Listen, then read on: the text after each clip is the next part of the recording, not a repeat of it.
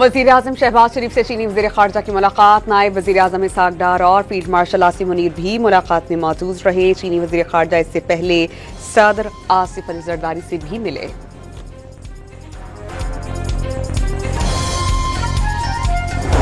कराची के मुख्तलिफ इलाकों में कहीं हल्की कहीं तेज बारिश, कई मकामात पर पानी जमा।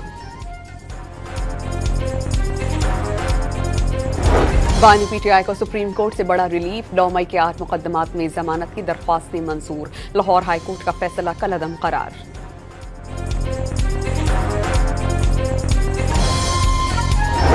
गवर्नर सिंध की जानिब से अमरीकी काउंसिल जनरल के एजाज में शाया कामरान टिसोरी ने दो तरफा ताल्लुकात के फरोग के लिए स्कॉट अरबाम की खिदमत को सराहा।